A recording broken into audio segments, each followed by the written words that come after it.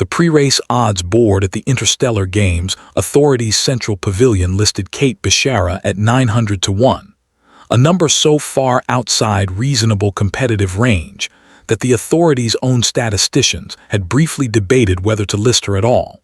And commentator Voss Trell, calling the opening ceremony for the Kaidan Home Broadcast Network, did not bother hiding his amusement when her name scrolled across the qualifying roster. "A human," he said to his co-host, a retired Kaidan sprinter named Ressa Dalm, who had won the long course's opening qualifying stage 3 cycles running before her own knees finally gave out on her. "In the long course, I want to be respectful of our newest member species, truly, but has anyone informed her what this event actually is? This is not a sprint through friendly territory, Ressa. This is the single most punishing endurance event this authority has ever sanctioned, and it has broken competitors from species built specifically, across millions of years of their own evolutionary history, for exactly this kind of extreme physical suffering." "She qualified," Ressa said, studying the roster with more caution than her co-host was bothering to show. "Fastest qualifying time among all human entrants by a wide margin.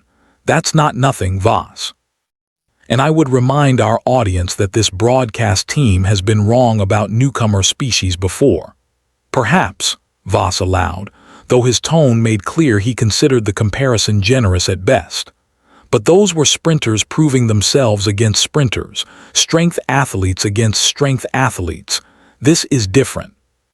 This is a species we know almost nothing about, entering the single event in this entire games where ignorance of a competitor's actual capability could prove genuinely, physically dangerous for her. It's a 300-kilometer course across 5 distinct terrain zones, run without stopping across what will be, this cycle, nearly 4 full days," Voss said. "No competitor of any species has ever finished it, not once in the long course's entire 11-cycle history. The furthest anyone's gotten is Kesh Ivrena's 61% completion, 4 cycles back, and Kesh was built like a Ferasi war hauler. This is a human woman standing 1.70 meters in height, competing against physiologies built specifically for endurance, extremes her own species has never had to survive. I don't say this to be cruel. I say it because I think this game's authority owes its newest member a bit more honesty than blind encouragement.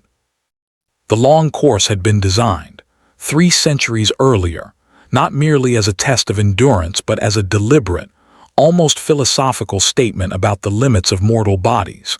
A course engineered by the authority's founding committee to be, by design, essentially unfinishable. A monument to the idea that some challenges existed not to be conquered, but to be attempted gloriously in full knowledge of their impossibility. 5 terrain zones, each one selected specifically to punish a different category of physiology. The glass flats, where surface temperatures climbed past what most competing species could tolerate for more than 6 consecutive hours. The hollow chain, a vertical labyrinth of collapsed lava tubes that demanded sustained climbing under low oxygen for the better part of a full day. The Weeping Marsh, the Ashwin Pass, and finally the long descent, 300 kilometers total, no support crews permitted beyond checkpoint resupply, no sleep scheduled into the course design at all. Kate Bishara had not come to the games expecting to win anything. She had come, if she was honest with herself, standing at the starting line 4 hours before dawn, mostly because a sports psychologist friend back home had joked, 8 months earlier, over drinks after Kate finished her 4th Badwater ultramarathon in a row, that somebody ought to see what a real ultrarunner could do against alien competition. And the joke had, somewhere in the intervening months, stopped being a joke at all. She had spent 15 years building the particular, unglamorous kind of body the sport demanded, not the explosive, camera-ready strength of a sprinter or a weightlifter, but something slower to develop and considerably harder to measure, a cardiovascular system trained to sustain output for days rather than minutes, a mind trained, through hundreds of long, lonely training runs across deserts and mountain passes back home, to keep negotiating with a body that wanted, at every single mile past the 40th, to simply stop.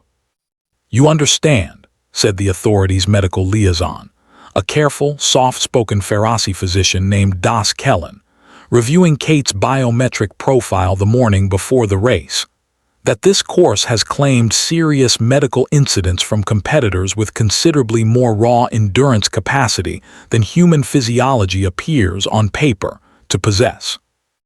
I am obligated to inform you that our medical projections give you, at best, a 40% chance of completing even the first terrain zone before requiring evacuation." "I appreciate the honesty," Kate said, checking her pack straps one final time. "Can I ask you something, Doctor? In 11 cycles of this race, how many competitors have actually run an ultra-endurance event before, not sprinted, not trained for strength or speed? Actually spent years building a body and a mind specifically around the question of how far a person can go once every reasonable part of them is screaming to stop?" Das Kellen considered the question with genuine care. "I do not believe any competitor in 11 cycles has approached it as a dedicated endurance specialist, the way your species appears to train for such things." "Then maybe the 40% number's measuring the wrong thing," Kate said, and stepped up to the starting line as the first gray light of the glass flat's brutal dawn began creeping over the horizon. The first 100 kilometers, across the glass flat's shimmering heat, told most of the story the authorities' own commentary team expected. Of the 41 competitors who started the race, 11 withdrew within the first 6 hours, overwhelmed by heat their own physiologies, for all their raw power, had never been conditioned to sustain.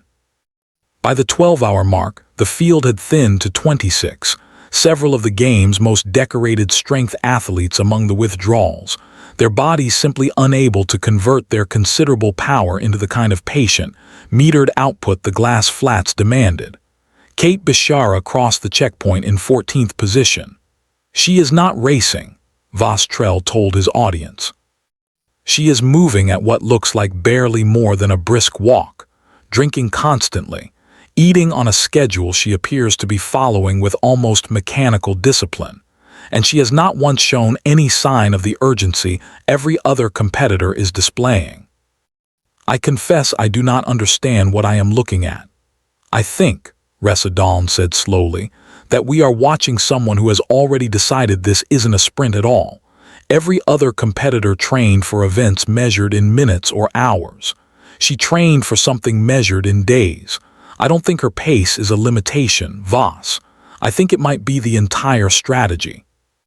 By the hollow chain, the field had thinned further to 9 competitors, the thin, oxygen-starved air punishing even the game's most powerful athletes. Rook Van Tissa, the Kaidan favorite, collapsed at the midpoint, 40 hours into the race, his own considerable strength finally exhausted by a climb that demanded patience his training had never once asked of him. Kate passed him and stopped briefly to check on him. "Go," he managed. There is no dignity in a Kaidan being helped by the competitor who is about to beat him. "I don't know if I'm gonna finish it either," Kate admitted, checking his hydration. "Nobody has in 11 tries, but I'm not gonna leave you gasping on a mountain to save myself 30 seconds. That's not really how this works where I'm from." 30 seconds, Rook repeated, something almost like a laugh escaping through his labored breathing. "You have already spent 40 hours proving that 30 seconds means nothing at all to whatever it is your species is actually racing against. Go. I would like to watch someone finish this course before I retire from it, and I do not believe it will be me." By the Weeping Marsh, 60 hours in, the field had narrowed to 4, and Kate had climbed to 2nd, trailing only a Vethari distance specialist named Kor Ashen. The two women passed each other twice across the marsh's worst stretches, exchanging nothing more than the wordless acknowledgement of competitors who each recognized, in the other, precisely the discipline the earlier terrain had weeded out of everyone else. At the edge of the Ashwin Pass, 71 hours in, with only 2 competitors remaining and the finish still 40 kilometers off, Vostrell finally stopped commentating with anything resembling his opening night's amusement. "I have covered this event for 6 cycles," he told his audience. I have never seen two competitors reach the Ashwin Pass with the finish line still standing. I do not know what we are about to witness. Core Ashen's collapse came at the 78-hour mark, 11 kilometers from the finish, her body simply, finally, running out of whatever reserve had carried her that far. Kate passed her position 20 minutes later, confirmed the medics were approaching, and continued walking, alone now, the only competitor remaining on a course that had broken every entrant across 3 centuries. The final 11 kilometers took her just under 4 hours, and Vas Trell, narrating to an audience that had grown to include feeds from nearly every member species in the Authority, found himself entirely at a loss for the practiced phrases his profession usually supplied without effort.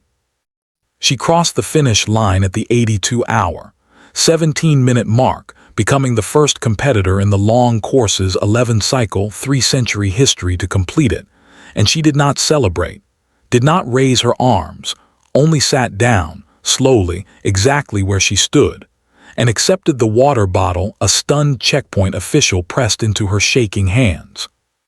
The Authority's scoreboard, designed across 11 cycles to display completion percentages rather than finish times, had to be manually reconfigured within minutes, a scramble that became something of a legend among Authority staff, several of whom admitted they had never believed the update would be needed. "I want to ask you something on behalf of every species watching," Vas Trell said, in the interview the next morning. "You are one of the least physically imposing competitors in this game's history. Slower than our sprinters, weaker than our strength competitors, and yet you have just done something no competitor of any species has managed in 3 centuries. I do not ask this to diminish your accomplishment. I ask because I genuinely do not understand it." Kate considered the question, still faintly hoarse. "I think everybody in this field trained to be fast or trained to be strong. Humans aren't the fastest species out there. We're not the strongest either. But we've got a few 100,000 years of history that taught us how to keep going long after every smart, rational part of your body is telling you to stop. Our ancestors had to run down prey that was faster than us, for hours at a time, because we couldn't outrun anything, we could only outlast it. That's not a skill you can sprint your way into. I didn't come here thinking I'd win. I came here because I've spent 15 years training for exactly the kind of suffering this course was built to inflict, and I figured, worst case, I'd find out how far that training actually carried me." Rook Van Tissa, seated beside her with a bandaged hand, added the line the Authority would later inscribe on the plaque commemorating the long course's first finisher. "It took a human who never once tried to outstrong or outspeed any of us to teach this games, something none of us had thought to ask in 11 cycles. That the real question was never who could go fastest. It was always just who could refuse to stop the longest." The Authority revised the long course's official records within the month, adding a finish time category that had never existed before, and issued a statement acknowledging the course, long considered a monument to honorable failure, would need to be reconsidered as an event with an achievable finish line. One elderly committee member, who had helped design the course 3 centuries earlier, told an Authority historian shortly before his death that perhaps it had never been unfinishable at all. Perhaps it had simply been waiting for a species that had spent its own long history learning exactly the kind of patience it demanded. Kate Bishara returned 4 cycles later, older, more decorated, and found 7 other human entrants at the starting line, standing among a field that had grown to include endurance specialists from a dozen species who had spent 4 cycles studying exactly what her species' history of outlasting rather than outrunning had taught it. "Nervous?" Rook Van Tissa asked her, an official now instead of a competitor. "A little," Kate admitted. "Last time nobody expected anything from me at all. This time there's a scoreboard with my name already on it, and a dozen very determined athletes who spent 4 years studying exactly how I beat it. Being the first one across a line like that is hard, Rook. Being the one everybody's finally learned to chase after, I think that might turn out to be harder." "Then I suppose," Rook said, "we are all very fortunate that going the distance, however difficult it becomes." appears to be precisely what your species does best.